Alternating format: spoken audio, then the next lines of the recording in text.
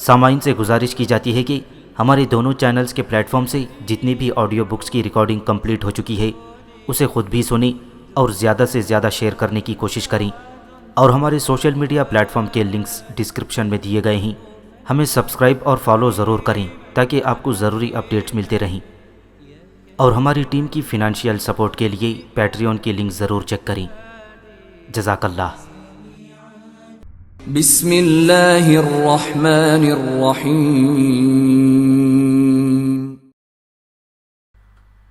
ابلیکا، صدیوں کے سکوت میں لپٹی ایک حسین داستان۔ مصنف اسلم راہی MA۔ ایپیسوڈ 73۔ یمن میں حارث رائش کے بعد اس کا بیٹا ابرہہ بن حارث تخت نشین ہوا تھا۔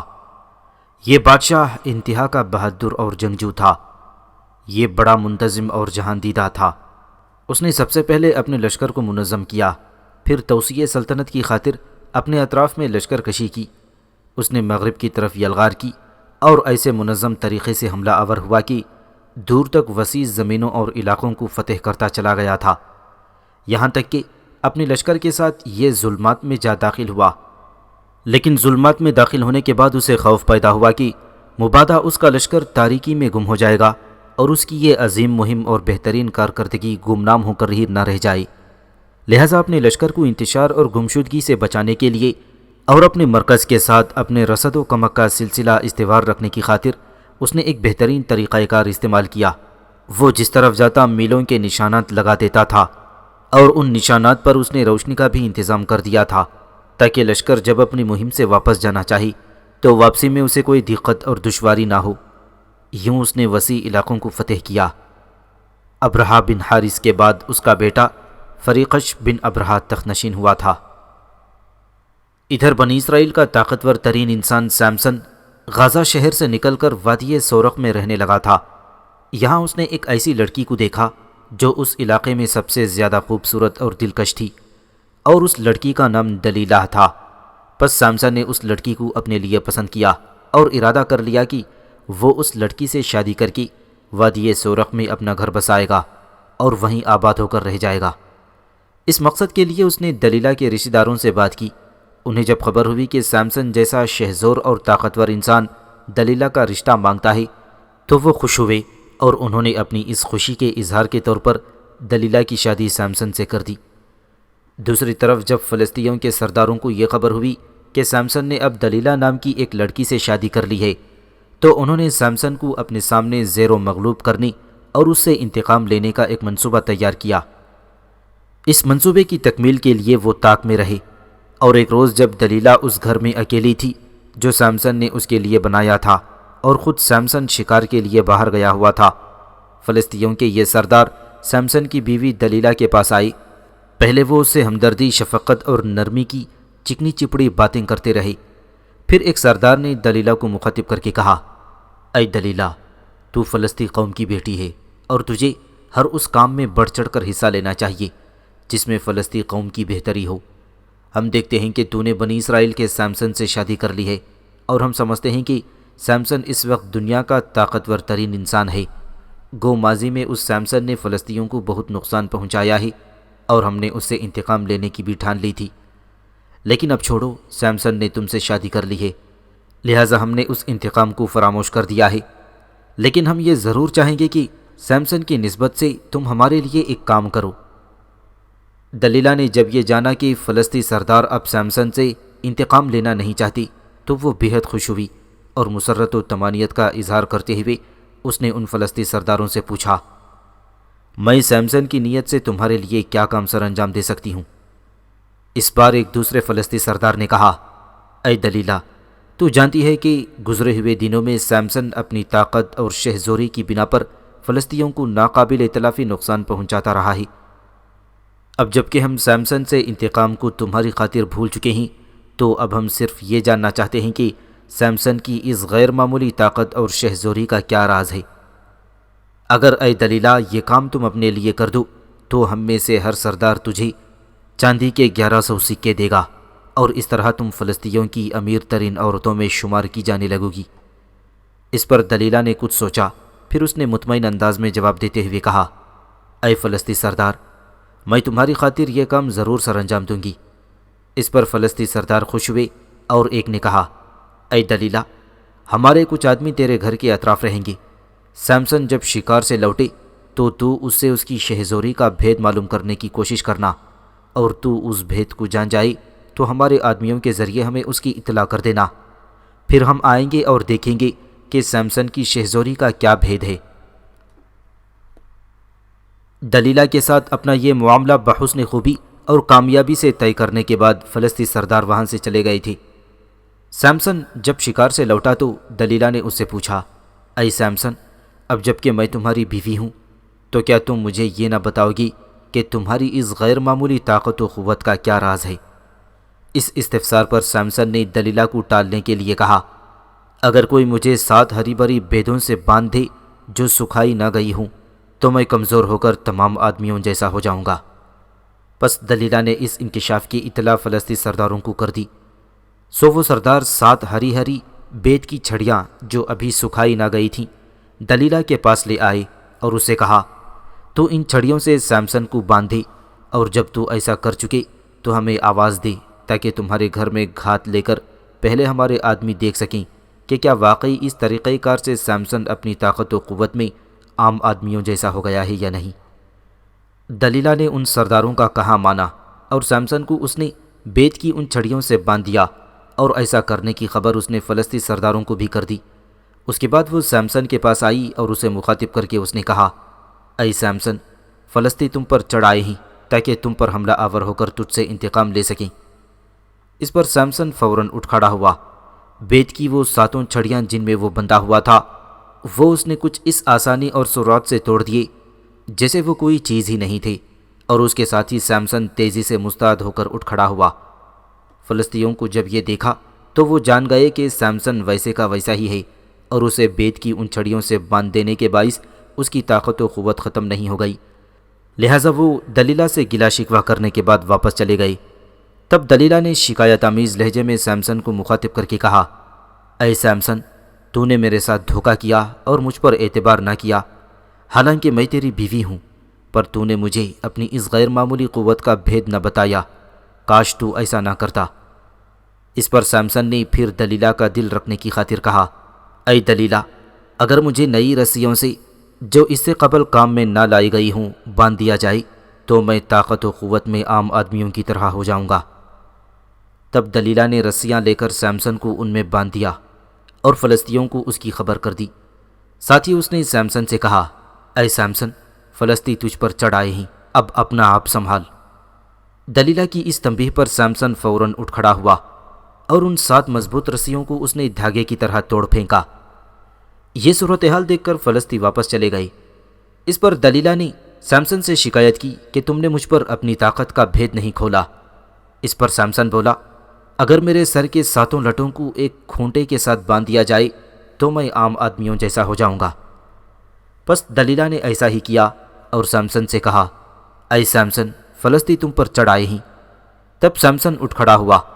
اس پر دلیلہ نے شکوہ کرنے کے انداز میں کہا، اے سیمسن، تو کیوں کر کہہ سکتا ہے کہ تجھے مجھ سے محبت ہے؟ میں نے 3 بار تجھ سے تیری طاقت کا راز جاننا چاہا، پر تو نے تینوں بار مجھے دھوکہ ہی دیا۔ میں سمجھتی ہوں تو مجھے پسند نہیں کرتا، اور ایک بیوی کی حیثیت سے تیرا میرے ساتھ دل نہیں لگا۔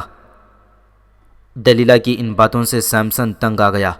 جب اس نے دیکھا کہ دلیلہ نے ناک میں دم کر دیا ہے تو اس نے اسے حقیقت بتاتے ہوئے کہا، اے دلیلہ، ابھی تک میرے سر پر اس طرح نہیں پھرا ہے، اور یہ کہ میں اپنی ماں کے پیٹ سے ہی نذیر پیدا ہوا تھا۔ اگر میرا سر مونڈا جائے تو میرا زور اس وقت تک مجھ سے جاتا رہے گا جب تک دوبارہ میرے بڑے بال نہیں ہو جاتے۔ اس انکشاف پر دلیلہ خوش ہو گئی اور سوتے میں اس نے سیمسن کے بال کاٹ دیے اور فلسطینیوں کو اس کی اطلاع بھی کر دی۔ بال کٹ جانے سے سیمسن کا زور جاتا رہا، بس فلسطی اس پر حملہ آور ہوئے۔ انہوں نے سیمسن کی آنکھیں نکال کر اسے اندھا کر دیا۔ اسے وہ غزہ میں لے گئے، وہاں اسے پیتل کی بیڑیاں پہنا کر قید خانے میں چکی پیسنے پر لگا دیا۔ قید خانے کے اندر چکی پیستے پیستے سیمسن کے بال پھر بڑھ گئے تھے اور اس میں پھر پہلے جیسی طاقت و قوت آ گئی تھی۔ ایک روز اس قید خانے کے اس کمرے میں کہ جس میں سیمسن کو رکھا گیا تھا دلیلہ داخل ہوئی۔ وہ سیمسن کے پاس آئی اور دکھی آواز میں کہا، اے سیمسن، ان فلسطینی سرداروں نے میرے اور تمہارے ساتھ دھوکہ کیا ہے۔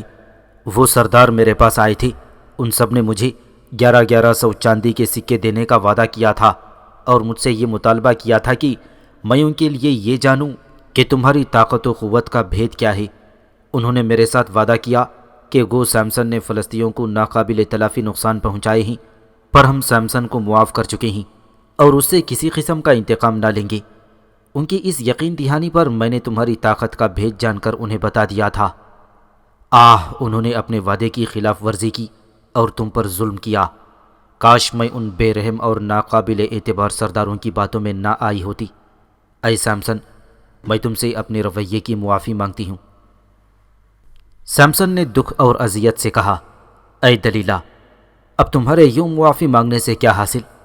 میرے ساتھ جو کچھ ہونا تھا وہ تو ہو چکا، مجھے بینائی سے محروم کر دیا گیا، اب میں کسی کام کا نہیں۔ پر اے دلیلہ، تم نے میرے ساتھ اچھا نہیں کیا۔ کاش تو نے فلسطینی سرداروں کے ساتھ مل کر مجھے دھوکہ نہ دیا ہوتا۔ کاش تو دلیلہ ہی رہتی، میری دشمن نہ بن جاتی۔ اگر تو ان فلسطینیوں کا ساتھ نہ دیتی تو یہ ہرگز مجھ پر قابو پا کر میری حالت ایسی نہ کر سکتی جیسی تم دیکھ رہی ہو۔ بہرحال جو کچھ ہونا تھا وہ تو ہو چکا۔ اس پر دلیلہ نے دلگیر سے لہجے میں روتے ہوئے کہا، سیمسن، غور سے سنو، میں فلسطینیوں سے اجازت لے کر تم سے ملنے آئی ہوں۔ تم سے معافی مانگنے کے علاوہ تم سے ایک اہم بات بھی کہنے آئی ہوں۔ سیمسن نے متوجہ ہوتے ہوئے کہا، اب میرے لیے کوئی بھی بات اہم اور قابل توجہ نہیں رہی۔ تم جانتی ہو کہ اب میں ایک اندھا اور معذور و لاچار انسان ہوں۔ بہرحال کہو تم کیا کہنا چاہتی ہو۔ گو اب کسی بھی بات میں میری بہتری نہیں، پر تیری باتیں میں غور سے سنوں گا۔ جب سیمسن خاموش ہوا تب دلیلہ بولی، اے سیمسن، تمہاری یہ اسیری اور آنکھوں سے محروم کیا جانا یہ سب فلسطینی لوگ اپنے دیوتا دجون کا کمال سمجھتے ہیں۔ تمہاری گرفتاری کے بعد وہ اپنے دیوتا دجون کے لیے بڑی بڑی قربانیاں گزارتے ہیں تاکہ اپنے اس دیوتا کو خوش کریں، کیونکہ وہ خیال کرتے ہیں اور کہتے ہیں کہ ہمارے دیوتا دجون نے ہمارے دشمن سیمسن کو ہمارے ہاتھوں میں دے دیا تھا، اور اے سیمسن، اپنے دیوتا کو خوش کرنے کے لیے وہ آج تمہیں اس قید خانے سے نکالیں گے اور ایک ایسی عمارت میں لے جائیں گے جو ستونوں پر کھڑی ہے، اور اس عمارت کے بیچوں بیچ ایک کھلا صحن ہے جہاں تمہیں کھڑا کیا جائے گا تاکہ تم پر لوگ آوازیں کسیں اور تم سے ٹھٹا و مزاح کر کے اپنے دیوتا کی خوشی اور خوشنودی کا باعث بنی۔ اور اس عمارت کی چھت پر 3000 مرد و زن جمع ہو چکے ہیں، اور جو نیچے ہیں ان کا کوئی شمار نہیں ہے۔ دلیلہ سے یہ باتیں سننے کے بعد سیمسن کچھ دیر تک سر جھکائے سوچتا رہا، پھر اس نے دلیلہ سے کہا، دلیلہ، اب تم جاؤ اور مجھے تنہا چھوڑ دو۔ وہ اٹھ کر وہاں سے چلی گئی۔ تھوڑی دیر بعد کچھ فلسطینی قید خانے کے اس کمرے میں داخل ہوئے اور سیمسن کو وہاں سے نکال کر اس عمارت میں لے گئے جہاں سیمسن کو دیکھنے کے لیے ہزاروں لوگ جمع تھے۔ اس عمارت میں لا کر ایک لڑکے کو سیمسن کے ساتھ لگا دیا گیا تاکہ وہ اس کا ہاتھ پکڑ کر اس عمارت کے صحن میں ادھر ادھر گھماتا رہے تاکہ لوگ اسے دیکھیں اور اس پر بھپتیاں کسیں۔ بس اس عمارت کے صحن میں سیمسن کو گھمایا گیا۔ اس کے پیچھے کچھ اوباش لوگ لگا دیے گئے تاکہ اسے تنگ کریں، اور سیمسن کے جسم پر نوکدار چیزیں چبھو کر اسے زخمی کر دیا گیا۔ فلسطین یہ سب کچھ اپنے دیوتا دجون کو خوش کرنے کے لیے کر رہے تھے۔ جب اس اذیت میں کچھ وقفہ ہوا تو سیمسن نے اسی لڑکے کو جو اس کا ہاتھ تھامے ہوئے تھا مخاطب کر کے کہا، اے عزیز، کیا ایسا ممکن نہیں کہ تو مجھے اس عمارت کے 2 ایسے ستونوں کے پاس لے چلے تاکہ ان سے ٹیک لگا کر تھوڑی دیر کے لیے میں سستا سکوں، اس لیے کہ میں بہت تھک گیا ہوں۔ اس لڑکے نے خوشی خوشی کہا، کیوں نہیں، میں تمہیں ضرور سستانے اور آرام کرنے کا موقع فراہم کروں گا۔ بس وہ لڑکا سیمسن کو پکڑ کر اس عمارت کے 2 ستونوں کے پاس لے گیا۔ سیمسن دونوں ستونوں پر ہاتھ رکھ کر سستانے کے انداز میں جھک گیا، جبکہ وہ لڑکا ایک طرف ہٹ کر کھڑا ہو گیا تھا۔ پھر سیمسن نے اپنے دونوں ہاتھ ان دونوں ستونوں پر جمائے اور انتہائی عاجزی اور انکساری سے اس نے اپنے رب کو یاد کیا، اے خداوند رحیم و کریم، تیری بخشش و عطا بے مثال ہے، میں تیری روشنی کا متلاشی ہوں۔ اے خداوند ذوالجلال، مجھے بگولوں کا خروش عطا کر، آندھیوں کے بگولوں میں تو، ہواؤں کی سنسناہٹ میں تو، مسرت بھری ندیوں میں تو، پرندوں کی چہچہاہٹ میں تو، روحوں کی توانائی میں تو، پرندوں کی پھڑپھڑاہٹ میں تو، بہادروں کے عزم و حوصلے میں تو، پتیوں کی لہلہاہٹ میں تو، سمندروں کے تلاطم میں تو، نفس نفس کی تھر تھراہٹ میں تو، اے خداوند لم یزل، اے خالق اکبر، تو بے سمتی کو سمت، بے لباسی کو لباس عطا کرنے والا ہے۔ میری ابلتی آنکھوں کو سکون، میرے بے کل نفس کو طمانینت عطا کر۔ ان فلسطینیوں نے میرے نظروں کو غبار آلود کر دیا ہے۔ اے خداوند، اے روز جزا کے مالک، تیرے کن سے گردوں کا سینہ چاک ہو، تیرے کن سے الفاظ کے نچوڑ میں رقص شرر ہو۔ مہر و محبت کا آئینہ تو، قلب و نظر کا معلم تو، اطاعت و عبودیت تیرے لیے، تسلیم و رضا تیرے لیے۔ مجھے میری کھوئی ہوئی طاقت و قوت عطا کر کہ تو ہی میری خواہشوں، میری امیدوں کی آخری چٹان ہے۔ یہاں تک کہنے کے بعد سیمسن خاموش ہو گیا۔ اس کی حالت سے ایسا لگتا تھا جیسے اس کی رگوں میں بجلیاں خون میں تڑپ، سوچوں میں زہر اور دل میں کدورت بھر گئی ہو۔ پھر اس نے سرسر کے سے جوش میں فلسطینیوں کو مخاطب کر کے کہا، اے زمین زادوں، میں نے اپنے خداوند، اپنے چاراگر کو پکارا ہے، اب دیکھو میں تمہاری کیا حالت کرتا ہوں۔ اس کے ساتھ ہی سیمسن نے ان دونوں ستونوں پر اپنا پورا زور صرف کرتے ہوئے انہیں گرا دیا تھا۔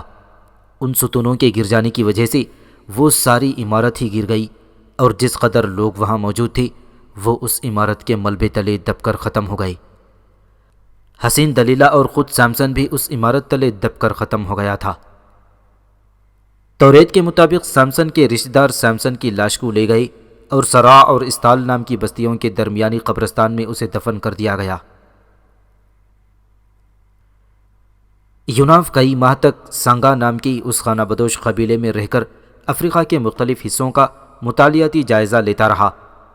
ایک روز جب یہ خانہ بدوش قبیلہ مشرقی افریقہ میں نرمبا نامی قوم کے علاقوں میں خیمہ زن تھا اور یوناف خیموں سے باہر ایک درخت تلے تنہا بیٹھا ہوا تھا کہ ابلیکا نے اس کی گردن پر لمس دیا اور اپنی گنگناتی ہوئی آواز میں اس نے کہا، یوناف، میں تمہارے لیے ایک نئی اطلاع اور اچھی خبر رکھتی ہوں، اگر تم پسند کرو تو میں سناؤں۔ یوناف نے مسکراتے ہوئے کہا، ابلیکا، تم بھی کمال کرتی ہو، تم میری ایک عمدہ ترین ساتھی ہو، میری جان کا ایک جزو ہو، میری ذات کا حصہ ہو، پھر کچھ کہنے کے لیے تمہیں مجھ سے پوچھنے یا اجازت لینے کی کیا ضرورت ہے؟ کہو تم کیا کہنا چاہتی ہو؟ ابلیکا کی آواز پھر سنائی دی، یوناف، جہاں تک مجھے علم ہے یہ پہلی بار ہوا ہے کہ یمن کا کوئی بادشاہ افریقہ پر حملہ آور ہوا ہو، یہاں کے وسیع علاقوں کو فتح کر کے بے شمار لوگوں کو اپنا غلام بنا لیا ہو۔ سنو یوناف، یمن کا بادشاہ فریقش بن ابرہا افریقہ پر حملہ آور ہوا ہے۔ مشرقی افریقہ کے وسیع علاقوں پر اس نے قبضہ کر لیا ہے اور اس کا لشکر یہاں سے صرف 5 میل کے فاصلے پر خیمہ زن ہے۔ یوناف نے کچھ سوچا پھر پوچھا، اے ابلیکا، یہ فریقش بن ابرہا نام کا یمن کا بادشاہ جس کا تم نے ذکر کیا ہے عمر کے کس حصے میں ہوگا؟ ابلیکا نے جھٹ جواب دیا، وہ ابھی جوان ہے اور خوب توانا اور طاقتور ہے۔ یوناف نے خوشی کا اظہار کرتے ہوئے کہا، ابلیکا، تم نے یہ اطلاع سنا کر میری ایک بہت بڑی مشکل حل کر کے رکھ دی ہے۔ ابلیکا نے سنجیدہ آواز میں پوچھا، تم کس مشکل کا ذکر کر رہے ہو یوناف؟ یوناف نے گردن جھکا کر کچھ سوچا پھر کہنے لگا، ابلیکا، میں سامبی کے متعلق فکر مند تھا، لیکن تم نے یمن کے بادشاہ فریقش بن ابرہا کے متعلق اطلاعات فراہم کر کے میری مشکل آسان کر دی ہے۔ ابلیکا نے جستجو بھری آواز میں پوچھا، سامبی سے متعلق تمہیں کیسی فکر لاحق ہے؟ یوناف سنجیدہ آواز میں بولا، ابلیکا، تو دیکھتی ہے کہ سانگا نام کے اس خانہ بدوش قبیلے میں سامبی ایک اسیر کی سی زندگی گزار رہی ہے۔ وہ ہر وقت مکادو کے خیمے میں محصور رہتی ہے اور اپنی مرضی سے کہیں باہر بھی نہیں نکل سکتی۔ اگر باہر اسے کبھی لے جانا ہو تو مجھے اپنی سری قوتوں کا استعمال کرنا پڑتا ہے، اور ہر وقت یہ خطرہ لاحق رہتا ہے کہ اس خانہ بدوش قبیلے کے کسی فرد نے اگر سامبی کو دیکھ لیا تو قبیلے کے اندر ایک طوفان اور بغاوت اور سرکشی اٹھ کھڑی ہوگی، اور لوگ نہ صرف یہ کہ سامبی کو پکڑ کر دوبارہ لوبیر دیوتا کے مندر میں پہنچائیں گے، بلکہ یہ بھی ممکن ہے کہ لوگ مکادو ہی کا خاتمہ کر دیں، کیونکہ اس نے سامبی کو پناہ دے رکھی ہے۔ ابلیکا، میں چاہتا ہوں کہ سامبی کا کسی کے ساتھ نکاح کر دوں اور وہ پرسکون اور خوش و خرم اور ان خطرات و خدشات سے پاک زندگی بسر کر سکے۔ میں ابھی فریقش بن ابرہا کے پاس جاؤں گا، اسے سامبی کے حالات سناؤں گا اور اسے التجا کروں گا کہ وہ سامبی سے شادی کر لے۔ اگر وہ اس پر آمادہ ہو گیا تو پھر سامبی یمن میں پرسکون زندگی بسر کر سکے گی، اور ایسا کر کے میں سمجھوں گا کہ میں نے اپنا فرض ادا کر دیا ہے۔ ابلیکا بیچ میں بولی، تم اتنے لمبے چکروں میں کیوں پڑتے ہو یوناف؟ سامبی کی کسی اور کے ساتھ شادی کرنے کے بجائے تم خود ہی سامبی کے ساتھ شادی کیوں نہیں کر لیتے؟ تم دیکھتے ہو کہ گزشتہ کئی ماہ سے تم اس سانگا نام کے خانہ بدوش قبیلے کے ساتھ سرگرداں ہو۔ اب جب کہ مطالعاتی جائزے کے طور پر افریقہ کے اکثر علاقوں میں تم گھوم پھر چکے ہو، تو میں تمہیں یہ مشورہ دوں گی کہ تم خود سامبی کے ساتھ شادی کر کے مصر روانہ ہو جاؤ، اور وہاں دریائے نیل کے کنارے اپنے شوتار محل میں سامبی کے ساتھ پرسکون زندگی بسر کرو۔ اور سنو یوناف، میں نے خود بھی سامبی کا جائزہ لیا ہے۔ اس کے مطابق سامبی نہ صرف یہ کہ ایک محسن کی حیثیت سے تمہارا احترام کرتی ہے، بلکہ وہ تمہیں پسند بھی کرتی ہے۔ لہٰذا میں تو یہی چاہوں گی کہ تم خود اس سے شادی کر کے شوتار محل کی طرف روانہ ہو جاؤ اور وہاں سامبی کے ساتھ پرسکون رہو۔ اس دوران اگر ہمیں عزازیل یا بدی کے کسی اور قوت کے خلاف نکلنا پڑا تو سامبی کو ہم اپنے ساتھ لے جائیں گے یا کسی محفوظ جگہ اسے چھوڑ جائیں گے۔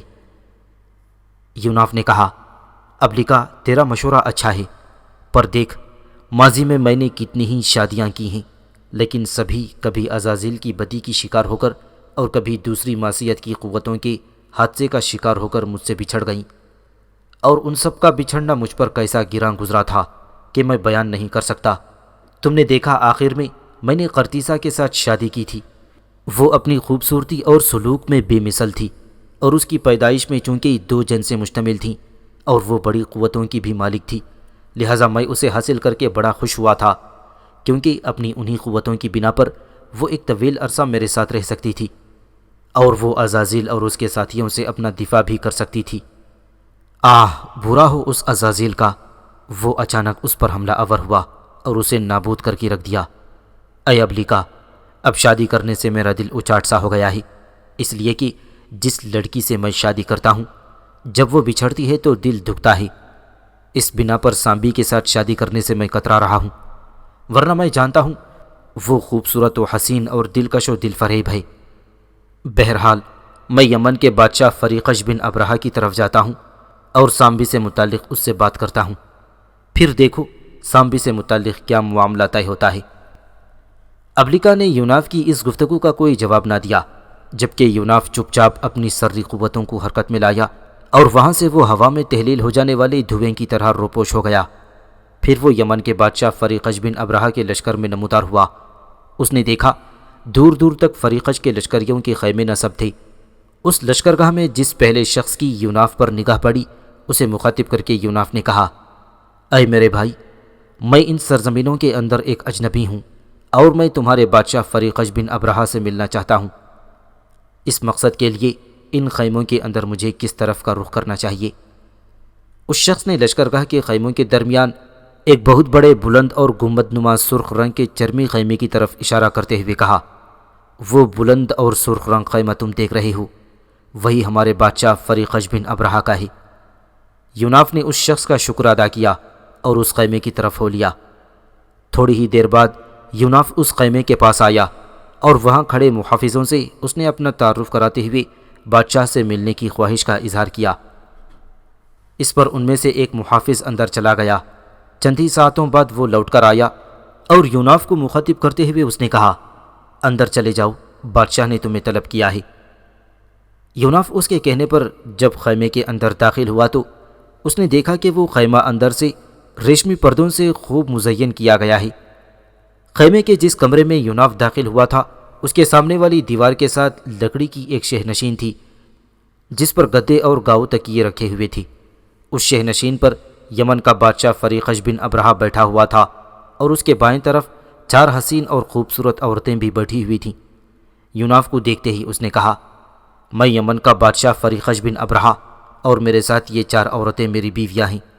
مجھے یہ سن کر خوشی ہوئی ہے کہ تم ہماری زبان سمجھ اور بول لیتے ہو۔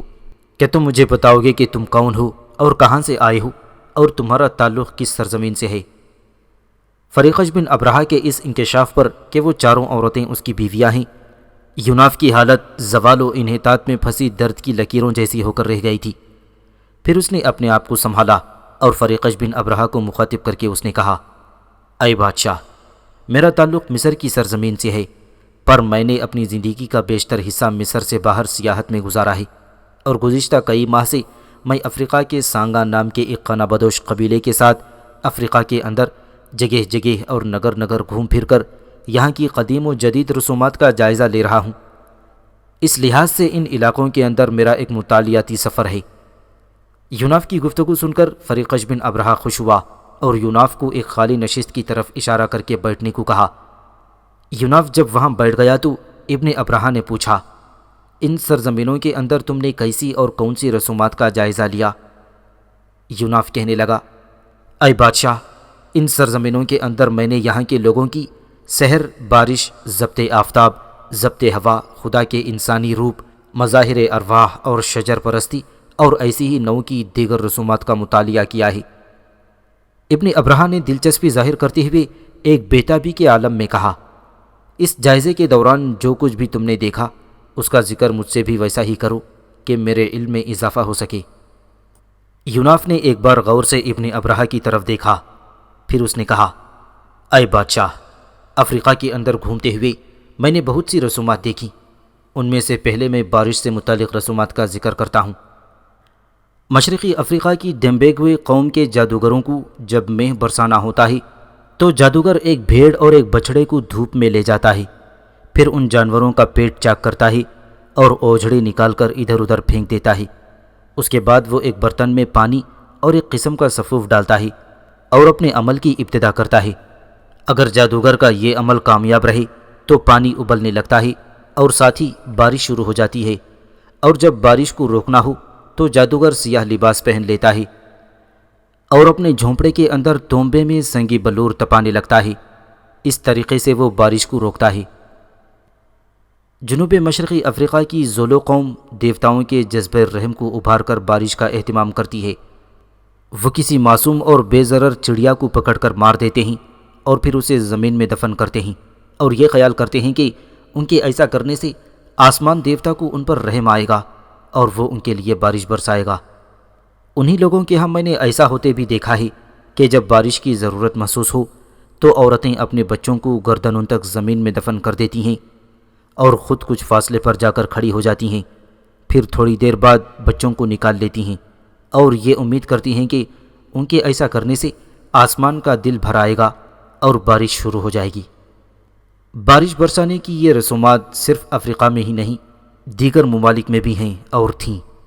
مثلا آسٹریلیا کے امبولا قبیلے کا خیال ہے کہ ڈالر نام کی چڑیا کا بارش سے بڑا تعلق ہے، چنانچہ ان کے ہاں وہ برساتی چڑیا کہلاتی ہے۔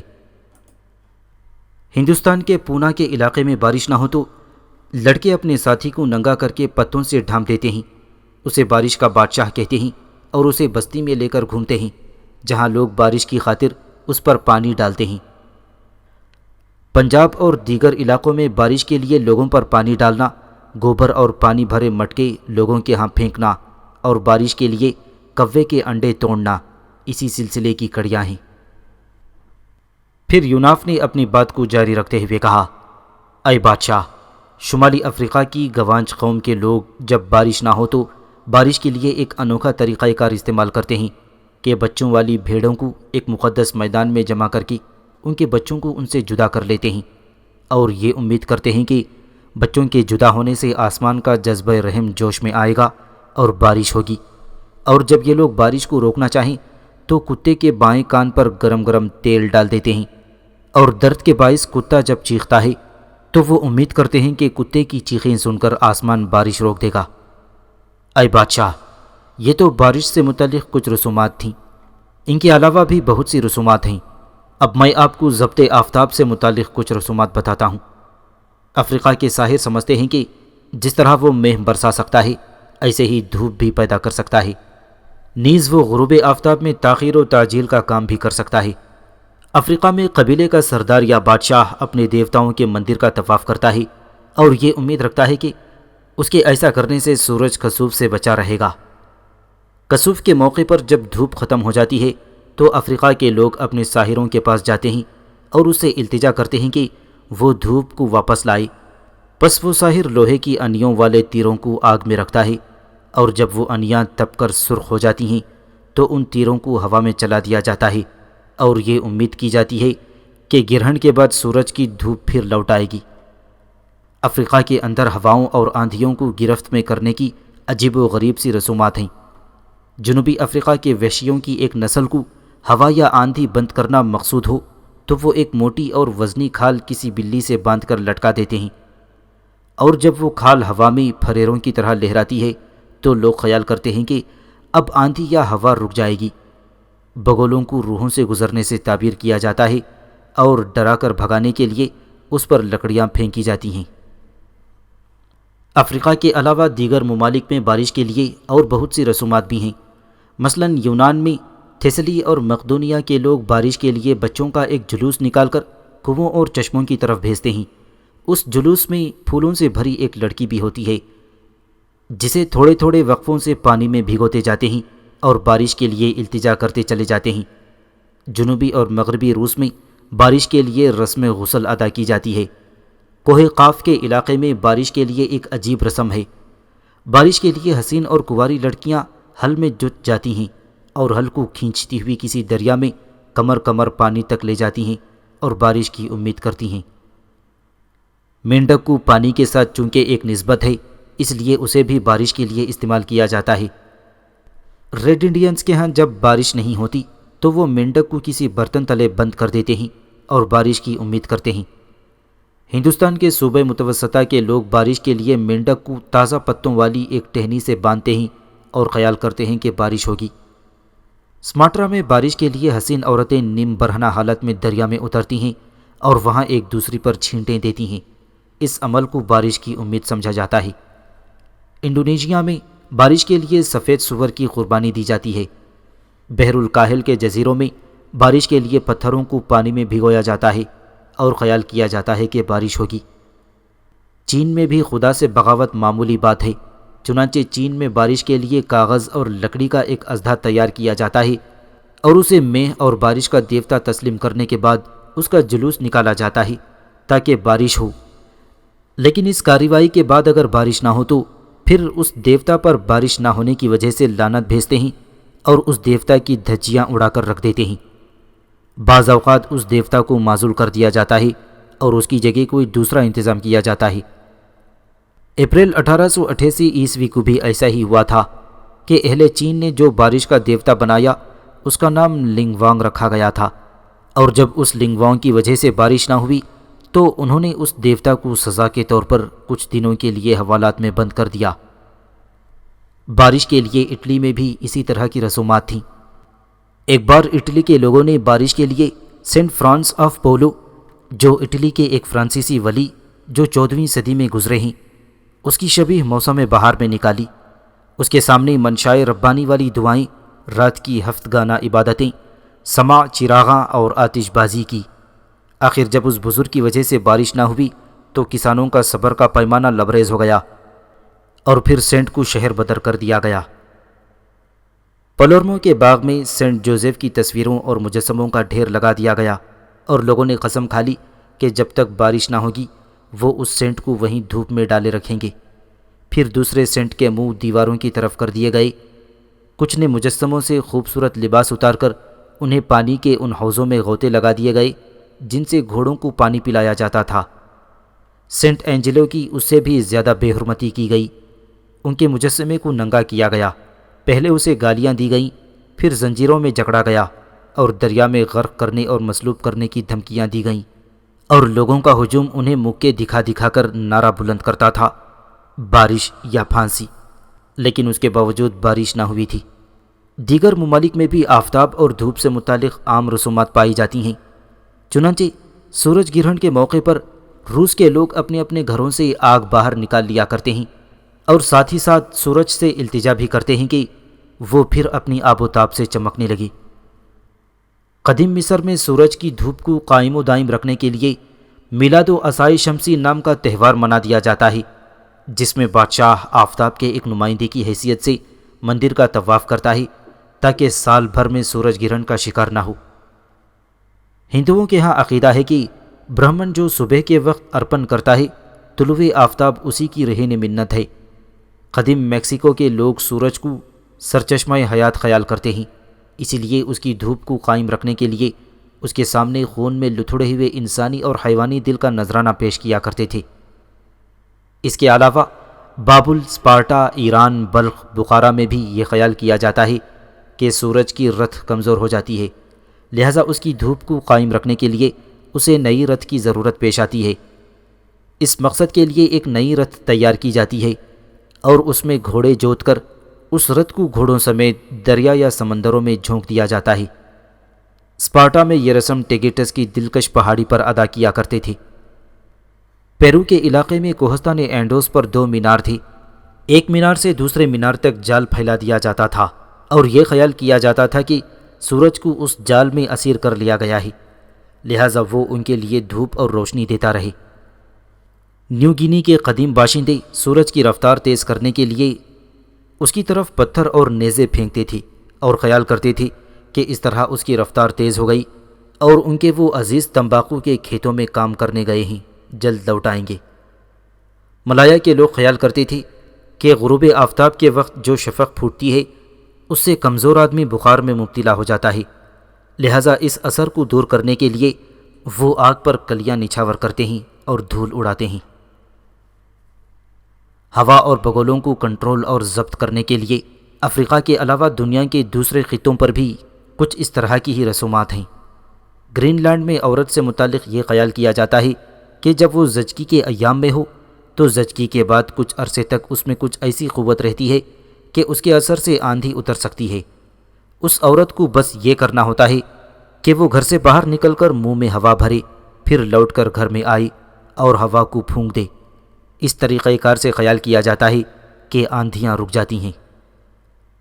مسیحیت کے دور میں جب قسطنطنیہ پر قسطنطین آرائے سلطنت تھا تو وہاں سوپاتر نام کے ایک شخص کو ہواؤں کو جادو کے اثر سے بند کرنے کے الزام میں مار دیا گیا تھا۔ یہ کچھ یوں ہوا کہ مصر اور شام سے کچھ جہاز اناج لے کر آ رہے تھے۔ اچانک باد مخالف کے چل پڑنے سے قسطنطنیہ سے سمندر کے اندر کہیں رک گئے تھے۔ بروقت اناج نہ پہنچنے کی وجہ سے قسطنطنیہ کے لوگ ہوا سے مرنے لگے، لہٰذا انہیں جس جادوگر پر شک ہوا کہ اس نے ہوا روکی ہے اسے قتل کر دیا گیا۔ قدیم دور میں فنسطاطی طلسمگر رکی ہوئی ہواؤں کو دوبارہ جاری کرنے کے لیے بڑے ماہر اور کارآموزدہ خیال کیے جاتے تھے۔ ایک طرح سے یہ طلسمگر ہوا بیچا کرتے تھے جو 3 گرہوں میں باندھی جاتی تھی۔ پہلی گرہ کھلنے سے معتدل ہوا نکلتی، دوسری گرہ کے کھولنے سے تند اور تیسری گرہ کے کھلنے سے جھکڑ چلنے لگتے تھے۔ یہی فن انگلستان کے قریبی ٹاپو میں بھی مشہور تھا، جہاں سے سیستانی ملاح گرہ دار رومالوں کی صورت میں جادوگرنیوں سے ہوا خریدتے تھے۔ ان جادوگرنیوں کا دعویٰ تھا کہ طوفانوں پر ان کی حکومت ہے۔ امریکہ کے قدیم قبیلوں کے باشندے بگولوں کو روحوں کے گزرنے سے تعبیر کیا کرتے تھے اور انہیں بھگانے کے لیے ان بگولوں کے اندر لکڑیاں پھینکا کرتے تھے۔ جنوبی امریکہ میں اگر تیز ہواؤں کے باعث کسی کی جھونپڑی گرنے لگتی ہے تو لوگ اس تیز ہوا کو وہاں سے بھگانے کے لیے اس کے اندر جلتی اور بھڑکتی ہوئی لکڑیاں پھینکتے ہیں۔ ریڈ انڈینز کو جب تیز اور طوفانی ہواؤں کے چلنے کا خطرہ ہوا کرتا تھا تو مرد ہتھیار باندھ کر باہر نکلتے ہیں، جبکہ عورتیں اور بچے ہواؤں کو دھمکیاں دینے کی خاطر گلا پھاڑ پھاڑ کر چیخنے چلانے لگتے ہیں۔ سماٹرا کے لوگ طوفان کے دوران تلواروں اور برچیوں سے مسلح ہو کر طوفان پر حملہ آور ہوا کرتے تھے اور عورتیں تیغیں سنبھال کر شپاشپ چلانے لگتی تھیں۔ بورینو میں باد و باران کے شدید طوفانوں کے دوران طوفانی شیاطین کو بھگانے کے لیے بورینو کے کاہن اپنی تلواریں نکال لیا کرتے تھے۔ آسٹریلیا کے ایک بیابانی علاقے میں سرخ ریت کے بگولوں کو بدروحوں کے گزرنے پر محمول کیا جاتا تھا اور اپنے بومرینگ، جو آسٹریلیا والوں کا ایک چوبی ہتھیار جو پھینک کر چلایا جاتا تھا، اسے لے کر ان بگولوں پر حملہ آور ہوتے تھے تاکہ ان بگولوں کی قوتوں کو مار بھگائیں۔ سائبیریا کے علاقے میں قدیم یا کوئی قوم کو اگر ٹھنڈی ہوا کی ضرورت محسوس ہوتی تھی تو وہ ایک پتھر لے کر اسے چڑیا یا کسی دوسرے جانور کے خون میں ڈبوتے، پھر اس پتھر کو گھوڑے کی پشت پر اچھی طرح لپیٹ کر ایک لکڑی سے باندھ دیا جاتا تھا اور اس کے بعد ان کے ساحر اپنے منتر پڑھتے ہوئے اس پتھر کو گھمایا کرتے تھے اور یہ امید کرتے تھے کہ ان کے ایسا کرنے سے خوشگوار ہوا چل پڑے گی۔ یوناف ذرا رکا، پھر دوبارہ کہنے لگا، اے بادشاہ، مشرقی افریقہ کے بدوؤں کے ہاں میں نے ایک عجیب رسم دیکھی، اور وہ یہ کہ جب کوئی بگولا ان کے پاس سے گزرتا ہے تو 10-12 وحشی خنجر لے کر اس بگولے کے تعاقب میں لپکتے ہیں اور اس بگولے کے بیچوں بیچ خنجر گھونپتے ہیں اور یہ خیال کرتے ہیں کہ اس بگولے کی روح کو انہوں نے مار دیا ہے۔ اور اے بادشاہ، یوناف کہتے کہتے خاموش ہو گیا، کیونکہ یمن کے بادشاہ فریقش بن ابرہہ نے درمیان میں کہا، اے یوناف، تم تو ایک نہایت کارآمد اور قیمتی انسان ہو۔ میں آج شام تک یہاں سے یمن کی طرف کوچ کروں گا۔ ان علاقوں کے اندر میں نے جس قدر یلغار اور پیش قدمی کرنی تھی کر لی۔ اب میں واپسی کا سفر باندھ رہا ہوں، اس لیے کہ میرے لشکریوں کو اپنے گھروں سے نکلے ایک عرصہ ہو چکا ہے، اور اپنے گھروں کی یاد ان کے لیے ایک تکلیف اور کرب بن گئی ہے۔ لہٰذا اب میں واپسی کا فیصلہ کر چکا ہوں، اور یہاں سے کوچ کرتے وقت یہ بھی چاہوں گا کہ تم بھی میرے ایک عزیز اور مصاحب کی حیثیت سے میرے ساتھ چلو۔ ان علاقوں کی دیگر رسومات میں تم سے یمن چل کر سنوں گا۔ تم اپنے چہرے اور اپنی جسمانی ساخت سے بھی مجھے ایک غیر معمولی انسان لگتے ہو، لہٰذا تم میرے ساتھ یمن چلو، اور میں تمہیں یقین دلاتا ہوں کہ یمن میں تمہاری حیثیت میرے بیٹوں جیسی، یعنی یمن کے شہزادوں جیسی ہوگی۔ فریقش بن ابرہہ کی پیشکش پر یوناف نے تھوڑی دیر کے لیے سوچا اور پھر کہنے لگا، اے بادشاہ، جس خانہ بدوش قبیلے سے نکل کر میں آپ کی طرف آیا ہوں، اس میں ایک میری ساتھی بھی ہے، لہٰذا میں واپس جا کر اپنے اس ساتھی کو لے کر یہاں آتا ہوں، اور اس کے بعد میں آپ کے ساتھ یمن روانہ ہو سکوں گا۔ فریقش بن ابرہہ نے مسکراتے ہوئے کہا، میں بخوشی تمہیں اس کی اجازت دیتا ہوں، لیکن تم جلد واپس لوٹ آنا۔ اب تم جاؤ اور زیادہ دیر لگائے بغیر واپس آ جانا۔ یوناف اٹھ کھڑا ہوا اور فریقش کے خیمے سے نکل گیا۔ عارب بیوسا اور نبیتا فلسطین کی اس سرزمین میں داخل ہوئے جہاں حضرت یعقوب علیہ السلام کے بیٹے بنیامین کی اولاد رہتی تھی۔ وہ تینوں ایک ٹیلے کے پاس نمودار ہوئے۔ انہوں نے دیکھا کہ ایک شخص اس ٹیلے کے اوپر انتہائی توجہ اور انہماک کے ساتھ غور و فکر کے انداز میں سر جھکائے بیٹھا ہے، جبکہ اس شخص کے سامنے بیٹھے ہوئے کچھ معززین ان سے التماس کر رہے ہیں۔ اس کے علاوہ ان گنت لوگ اس ٹیلے کے اوپر اور اطراف میں جمع تھے۔ اس موقع پر بیوسا نے عارب کو مخاطب کرتے ہوئے کہا، اے میرے بھائی، یہ کیا معاملہ ہے اور یہ اس قدر لوگ اس ٹیلے کے اوپر اور اطراف میں کیوں جمع ہیں؟ عارب نے ٹیلے کے قریب ہی ایک بڑے سے پتھر پر بیٹھے ایک سفید ریش بوڑھے کی طرف اشارہ کرتے ہوئے کہا، اے میری بہنوں، وہ دیکھو، وہ بوڑھا الگ تھلگ سا بیٹھا ہے، آؤ اس کے پاس جاتے ہیں اور پوچھتے ہیں کہ کیا معاملہ ہے۔ تینوں آگے بڑھ کر اس بوڑھے کے پاس آئے، پھر تینوں اس کے پاس بیٹھ گئے۔ اس کے بعد عارب نے اس بوڑھے کو مخاطب کر کے کہا، اے میرے بزرگ، یہ اس ٹیلے پر کون شخص بیٹھا ہے جس سے لوگ کچھ گزارش کر رہے ہیں، اور یہ لوگ یہاں کیوں جمع ہیں؟ اس بوڑھے نے غور سے عارب کی طرف دیکھا اور بولا، اجنبی لگتے ہو، کہو پہلے میں ٹیلے پر بیٹھے ہوئے شخص سے متعلق تم سے کہوں یا ان کے پاس لوگوں کے جمع ہونے کی وجہ بیان کروں؟ عارب نے مسکراتے ہوئے جواب دیا، میں واقعی یہاں اجنبی ہوں، پہلے تم مجھے اس شخص سے متعلق تفصیل بتاؤ جس کے گرد اس قدر لوگ جمع ہیں، اس کے بعد میں لوگوں کے یہاں جمع ہونے کی وجہ جاننا پسند کروں گا۔ اس بوڑھے اسرائیلی نے گلا صاف کیا، پھر وہ کہنے لگا، سنو میرے عزیز، افرانیم کے کوہستانی سلسلے کی بستی سوقیم میں القانہ نام کا ایک شخص رہا کرتا تھا۔ اس کی 2 بیویاں تھیں، ایک کا نام حینا اور دوسری کا نام فنسنا تھا۔ فنسنا کی اولاد ہوئی پر حینا بے اولاد ہی رہی، اور یہ شخص ہر سال سیلا کے معبد میں خداوند کے حضور سجدہ کرانے اور قربانی گزارنے جایا کرتا تھا۔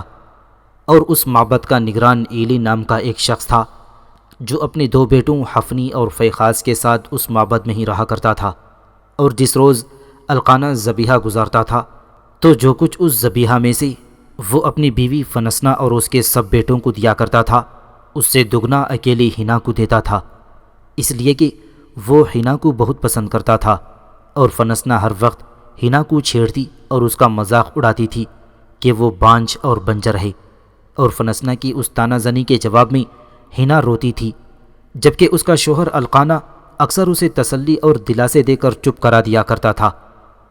اور دیکھ اجنبی، پھر ایسا ہوا کہ ایک روز یہ حینا سیلا کے معبد میں گئی اور وہاں اس نے بڑی عاجزی اور انکساری کے ساتھ اپنے رب کو یاد کیا۔ پھر خوب روتے اور گڑ گڑاتے ہوئے اس نے اپنے رب سے دعا مانگی، اے خداوند، اگر تو مجھے اولاد نرینہ عطا فرما دے تو میں زندگی بھر کے لیے اسے خداوند کی نظر کر دوں گی، اور وہ اس معبد میں رہ کر لوگوں کی خدمت کے علاوہ خداوند کی عبادت کرے گا۔ اور دیکھو عزیز، ایسا ہوا کہ خداوند کے حضور اس حنا کی دعا قبول ہوئی۔ خداوند نے حنا کو ایک فرزند عطا کیا اور اس بیٹے کا نام اس نے سمیول رکھا، اور حنا اپنے اس بیٹے کی خوب پرورش کرتی رہی۔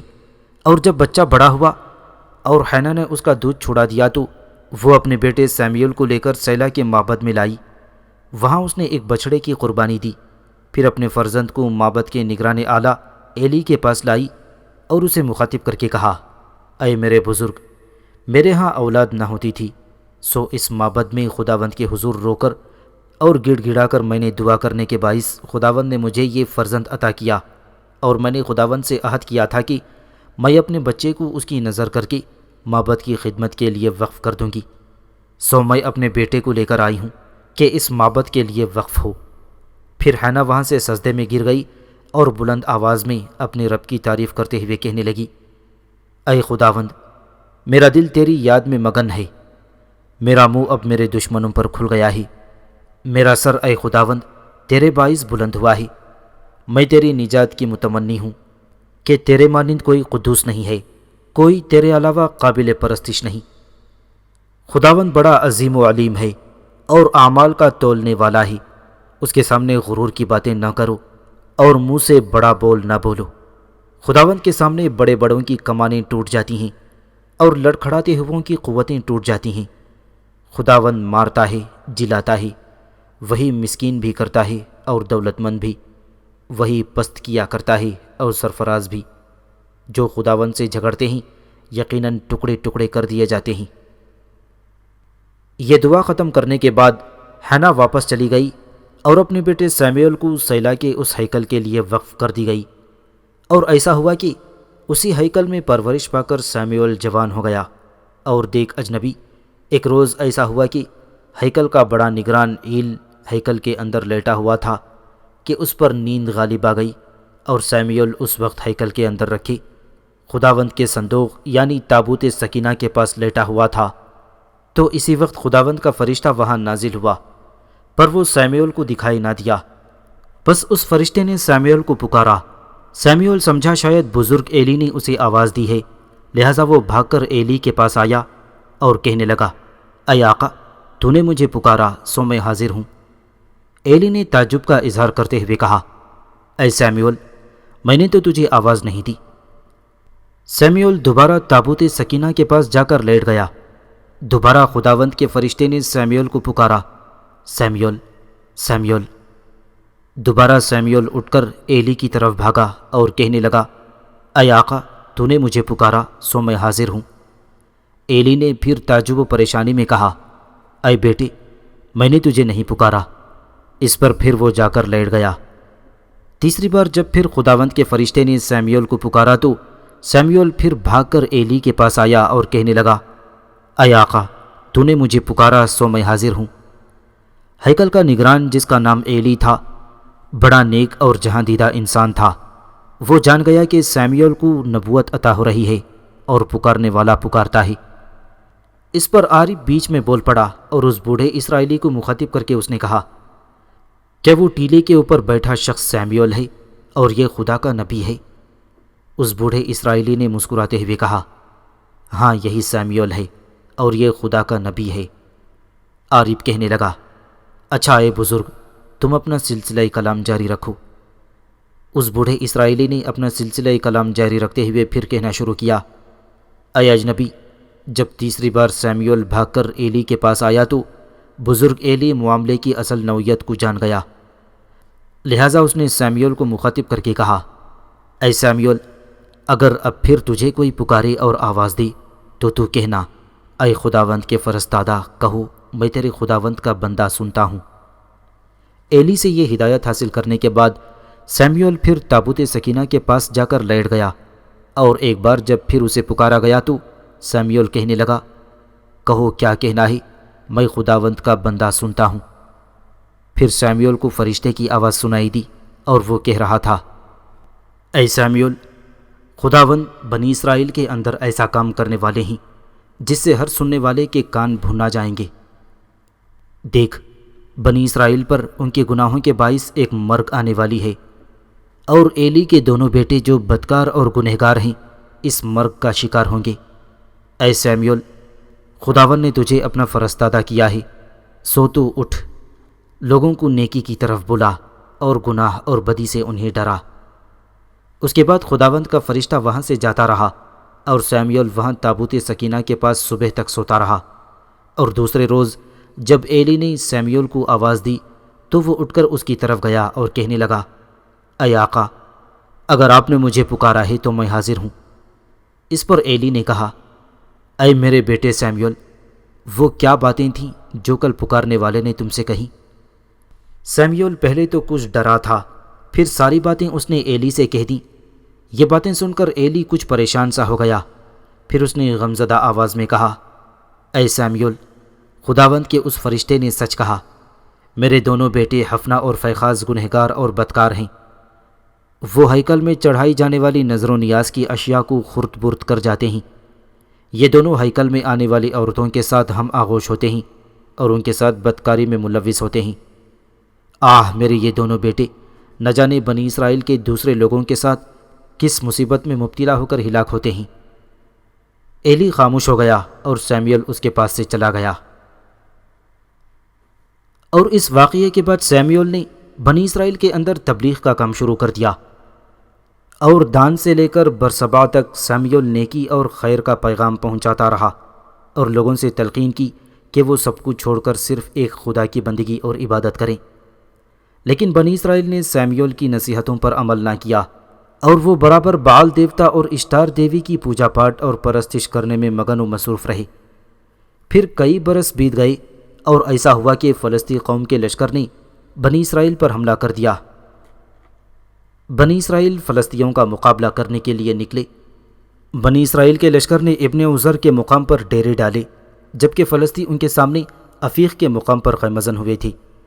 پھر بنی اسرائیل اور فلسطینیوں کے درمیان جنگ ہوئی، اور اس جنگ میں بنی اسرائیل کو ذلت آمیز شکست ہوئی، اور 4000 بنی اسرائیل جنگجو اس جنگ میں مارے گئے۔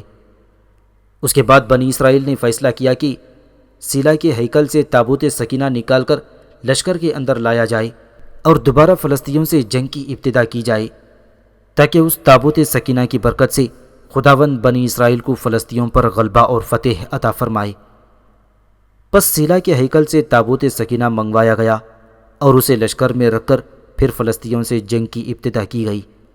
لیکن اس دوسری جنگ میں بھی بنی اسرائیل کو شکست ہوئی، اور اس جنگ میں نہ صرف یہ کہ 30,000 جنگجو مارے گئے، بلکہ فلسطینیوں نے تابوت سکینہ بھی بنی اسرائیل سے چھین لیا اور اسے اپنے ساتھ لے گئے۔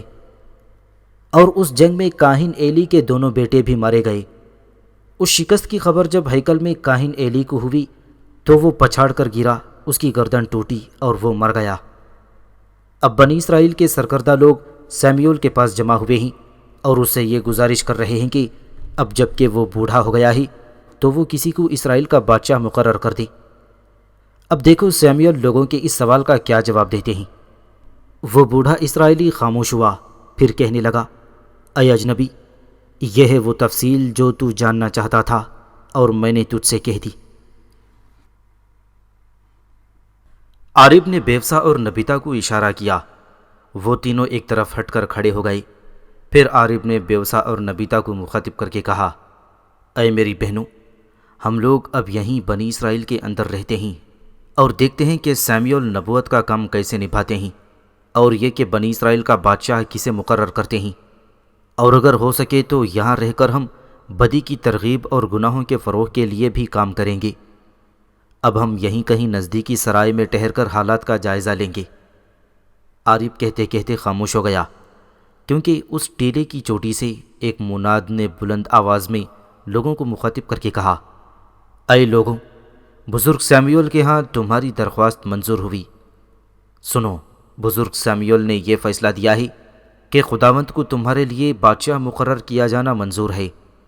سو عنقریب تمہارے لیے ایک بادشاہ مقرر کیا جائے گا جس کا تعلق حضرت یعقوب علیہ السلام کے بیٹے بنیامین کی نسل سے ہوگا۔ یہ کام اب چند دنوں تک ہو جائے گا، سو تم اپنے اپنے گھروں کو چلے جاؤ۔ لوگ فوراً اٹھ کر اپنے گھروں کو چلے گئے، جبکہ عارف کو شاید کوئی بات یاد آ گئی۔ بھاگ کر وہ اس بوڑھے کے پاس آیا جو تھوڑی دیر قبل اسے بنی اسرائیل کے حالات سنا رہا تھا، اور وہ بوڑھا بھی اپنے گھر کو جانے کے لیے ایک طرف چل پڑا تھا۔ عارف اس کے پاس آیا اور اس سے پوچھا، اے میرے بزرگ، تم نے ایک بات کی تفصیل تو مجھ سے کہی ہی نہیں۔ بوڑھے نے کسی قدر چونک کر پوچھا، کون سی بات کی تفصیل؟ اتنی دیر تک بیوسا اور نبیتا بھی عارف سے آ ملی تھیں۔ عارف پھر کہنے لگا، آپ نے مجھے تابوت سکینہ یعنی خداوند کے صندوق سے متعلق تو کچھ بتایا ہی نہیں کہ جب وہ تابوت سکینہ فلسطی چھین کر لے گئے تھے تو پھر اس کا کیا بنا؟ اس بوڑھے نے غور سے عارف کی طرف دیکھا اور پوچھا، پہلے تم یہ کہو کہ تمہارا قیام کہاں ہے؟ میں اپنی ان دونوں بہنوں کے ساتھ کسی بھی سرائے میں قیام کر سکتا ہوں، عارف نے جلدی جلدی جواب دیا۔ اس بوڑھے نے کسی قدر مطمئن انداز میں کہا، اچھا میرے ساتھ چلو، راستے میں ایک سرائے ہے، تم وہاں قیام کر لینا جبکہ میں اپنے گھر کی طرف چلا جاؤں گا، اور یہ سرائے ہمارے شہر سے صرف آدھ فرلانگ کے فاصلے پر ہے۔ میں اس سرائے تک تمہیں تابوت سکینہ سے متعلق تفصیل سے بتاؤں گا، پھر تم تینوں اس سرائے میں قیام کر لینا۔ اس بار بیوسا نے بوڑھے اسرائیلی کو مخاطب کر کے کہا، اے میرے بزرگ، آپ نے ابھی تک یہ تو بتایا ہی نہیں کہ اس صندوق کے اندر کیا ہے جس کی بنا پر بنی اسرائیل اس صندوق کو مقدس جانتے ہیں، اس سے برکت حاصل کرتے ہیں اور جنگوں میں اپنے ساتھ رکھتے ہیں تاکہ اس تابوت سکینہ کی وجہ سے جنگ میں انہیں غلبہ اور فتح مندی ہو۔ بوڑھے اسرائیلی نے مسکراتے ہوئے کہا، اس تابوت کے اندر توریت کا وہ اصل نسخہ ہے جو خداوند کی طرف سے حضرت موسیٰ علیہ السلام کو عطا ہوا تھا۔ اسی بنا پر لوگ اس تابوت سے برکت حاصل کرتے ہیں اور اسے مقدس جانتے ہیں۔ سنو میرے عزیزوں، اب میں تم تینوں کو اس تابوت سکینہ کی تفصیل بتاتا ہوں۔ جب بنی اسرائیل کو فلسطینیوں کے ہاتھوں شکست ہوئی اور فلسطی تابوت سکینہ بھی چھین کر لے گئے تو وہ اس تابوت کو اپنے مرکزی شہر اشدود میں لے گئے، اور وہاں اس تابوت کو انہوں نے اپنے سب سے بڑے دیوتا دجون کے معبد میں رکھا۔ اگلے روز صبح سویرے جب لوگ دجون دیوتا کے معبد میں داخل ہوئے تو انہوں نے دیکھا کہ ان کا بڑا دیوتا دجون تابوت سکینہ کے سامنے اوندھے منہ زمین پر گرا پڑا تھا۔ لوگوں نے اس کا کوئی اثر نہ لیا اور دجون کو انہوں نے پھر اس کی جگہ پر کھڑا کر دیا۔ لیکن دوسرے روز اشدود شہر کے لوگ جب اپنے دجون دیوتا کے معبد میں داخل ہوئے تو انہوں نے دیکھا کہ نہ صرف یہ کہ دجون دیوتا اوندھے منہ تابوت سکینہ کے سامنے گرا پڑا تھا، بلکہ دجون دیوتا کا سر اور ہتھیلیاں اور بازو دہلیز پر کٹے پڑے تھے، اور دجون دیوتا کا صرف دھڑ ہی باقی رہ گیا تھا۔ اس کے بعد اس تابوت سکینہ کی وجہ سے فلسطینیوں پر ایک اور مصیبت کی ابتدا ہو گئی، اور وہ یہ کہ اشدود شہر اور اس کے گرد و نواح کی بستیوں میں گلٹیوں کی بیماری پھیل گئی اور لوگ اس سے مرنے لگے۔ اس پر اشدود کے سارے سردار ایک جگہ جمع ہوئے اور یہ فیصلہ ہوا کہ چونکہ ساری مصیبتیں تابوت سکینہ کی وجہ سے نازل ہوئی ہیں، لہذا بنی اسرائیل کے اس تابوت کو کسی اور جگہ منتقل کر دینا چاہیے۔ لہذا باہم صلاح مشورہ کرنے کے بعد تابوت سکینہ کو فلسطینیوں کے دوسرے شہر جات میں پہنچا دیا گیا۔ لیکن تابوت سکینہ کے جات شہر میں پہنچتے ہی وہاں بھی گلٹیوں کی وبا پھیل گئی اور لوگ موت کا لقمہ بننے لگے۔ پس تابوت سکینہ کے متعلق دوبارہ صلاح مشورہ کیا گیا اور فلسطینیوں نے اب اس صندوق کو اپنے ایک شہر اقرون میں پہنچا دیا تھا۔ لیکن اس شہر میں بھی جب اس تابوت سکینہ کی وجہ سے وبا پھوٹ پڑی تو فلسطی بڑے فکر مند ہوئے، لہٰذا انہوں نے اپنے بڑے بڑے نجومیوں اور کاہنوں کو جمع کیا اور یہ معاملہ ان کے سامنے پیش کیا۔ آخر ان کاہنوں اور نجومیوں نے باہم مشاورت کے بعد یہ فیصلہ دیا کہ تابوت سکینہ کو واپس بنی اسرائیل کی سرزمین کی طرف بھیج دیا جائے، اور چونکہ تابوت سکینہ کو یہاں لا کر جرم کیا گیا ہے، لہٰذا اس جرم کی قربانی ادا کی جائے، تبھی فلسطی تابوت سکینہ کے باعث پھیلنے والی وبا سے نجات پا سکتے ہیں۔ فلسطی سرداروں نے جب کاہنوں اور نجومیوں سے پوچھا تو انہوں نے یہ مشورہ دیا کہ اس مجرم کی قربانی یہ ہو سکتی ہے کہ تابوت سکینہ جب واپس کیا جائے تو اس تابوت کے ساتھ سونے کی 5 گلٹیاں اور 5 چوہوں کی صورتیں بنا کر رکھ دی جائیں، اور ان کاہنوں اور نجومیوں نے یہ بھی کہا کہ اس تابوت سکینہ کو ایک نئی بنائی ہوئی بیل گاڑی میں رکھا جائے، اور اس گاڑی کے آگے دودھ دینے والی گائیں جوتی جائیں جن سے اس سے پہلے کبھی جوتا نہ گیا ہو، اور پھر اس گاڑی کو اسرائیلی علاقے کی طرف ہانک دیا جائے۔ سو فلسطینیوں نے ایسا ہی کیا، ایک نئی بیل گاڑی بنا کر تابوت سکینہ کو اس میں رکھا۔ گلٹیوں اور چوہوں کے سونے کی مورتیوں کو بھی اس گاڑی میں رکھا گیا، کیونکہ فلسطین خیال کرتے تھے کہ گلٹیوں کی بیماری چوہوں سے پھیلی ہے، لہٰذا اس سے نجات کا یہی طریقہ انہوں نے اپنایا۔ اس طرح تابوت سکینہ بیل گاڑی میں لاد کر اور اس کے آگے گائیں جوت کر اسے ہماری سرزمین کی طرف ہانک دیا۔ وہ گائیں تابوت سکینہ کو اسرائیلی سرزمین میں لائیں، اور اب تابوت سکینہ پھر ہمارے پاس ہے۔ یہاں تک کہنے کے بعد وہ بوڑھا اسرائیلی رک گیا، پھر اس نے دوبارہ عارب کو مخاطب کرتے ہوئے کہا، اے اجنبی، یہ ہے تابوت سکینہ کی تفصیل جسے جاننے کے لیے تم نے اپنی خواہش کا اظہار کیا تھا۔ دیکھو، وہ اب تمہارے سامنے سرائے دکھائی دے رہی ہے، تم اس میں جا کر قیام کر سکتے ہو، جبکہ میں اب اپنے گھر کی طرف جاؤں گا۔ اتنا کہنے کے بعد اسرائیلی آگے بڑھ گیا، جبکہ عارب اور بیوسا اور نبیتا سرائے کا رخ کر رہے تھے۔